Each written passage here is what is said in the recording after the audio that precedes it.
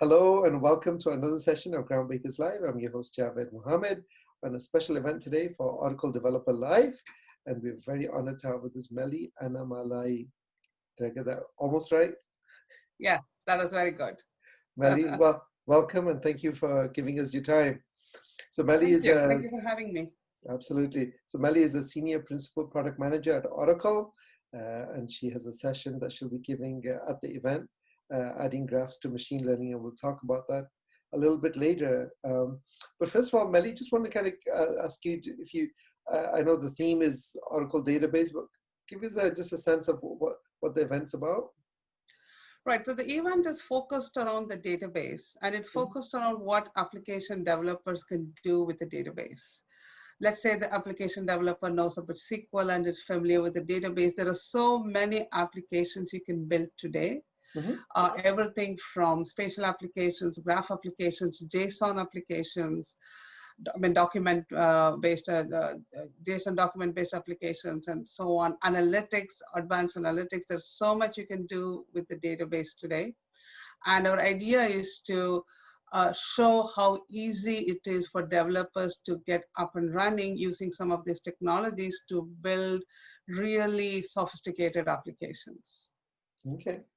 So you mentioned graph, and obviously like there's your session about adding graphs to machine learning. So give us, first of all, just a sense of how do the two things tie in? Because it seems like almost like two different entities.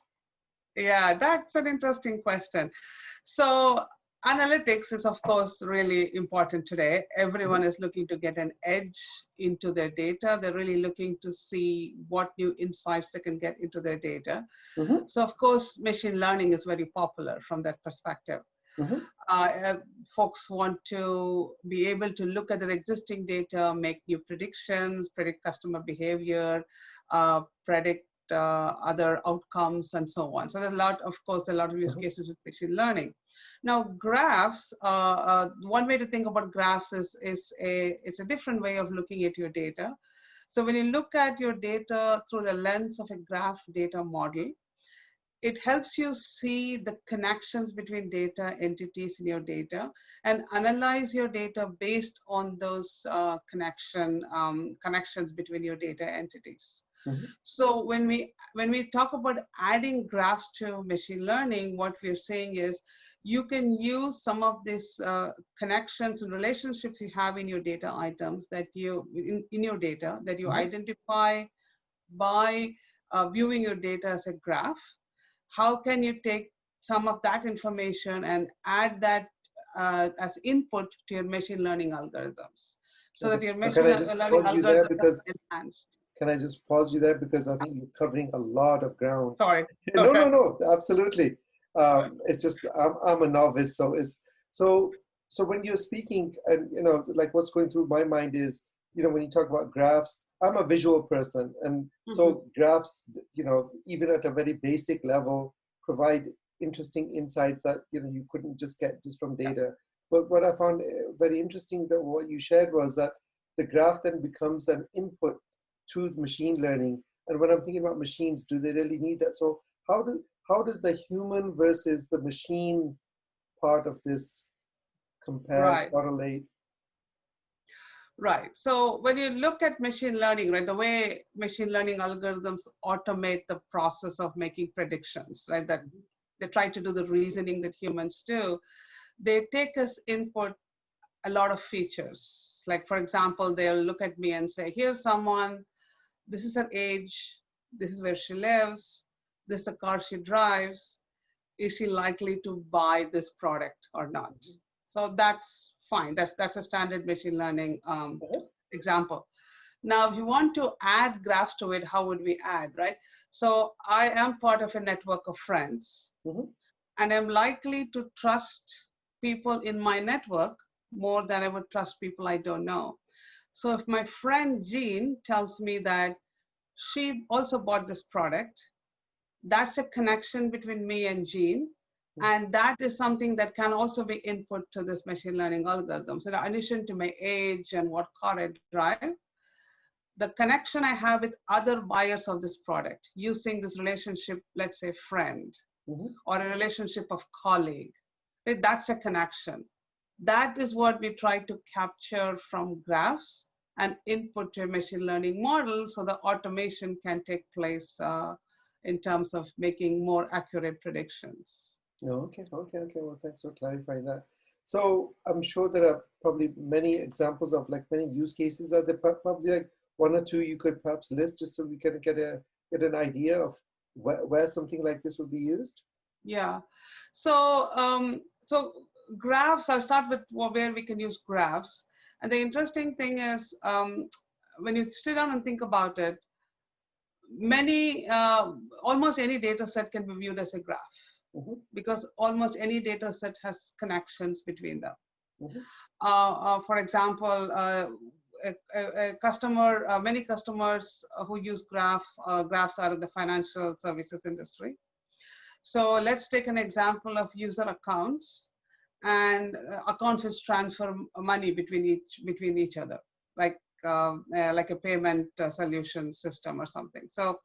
So when you have money transfer from one account to another, that is an edge. So that right there, you have a small graph. You have a source account, you have a destination account, and you have an edge between them.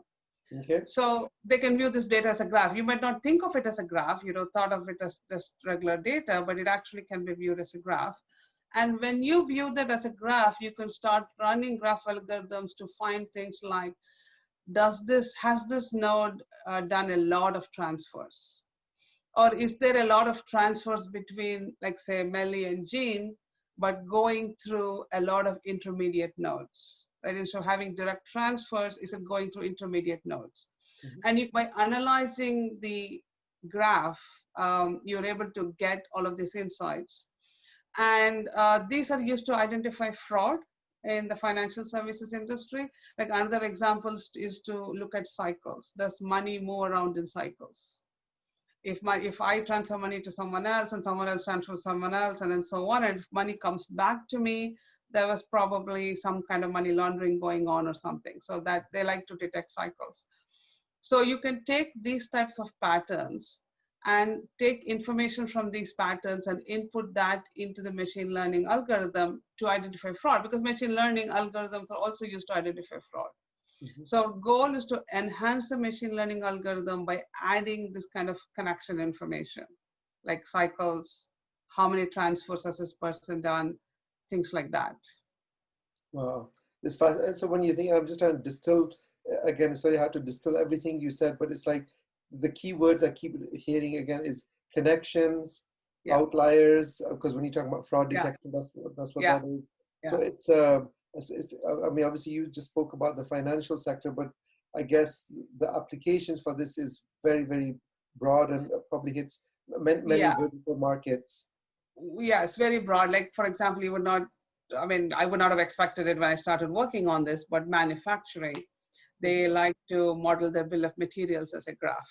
Mm. Because there are dependencies between different components, and they want to understand the impact of changing the design of one. They want to understand all the other components that are dependent on one component.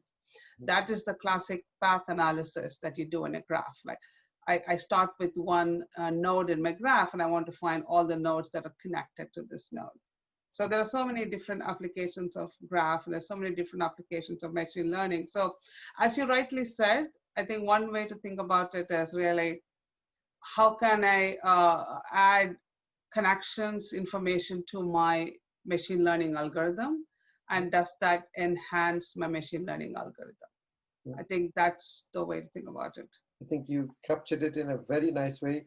It sounds like a fascinating presentation. Very encourage the viewers out there to check out Melli's presentation, and just want to say thank you for taking the time and wishing you all the best.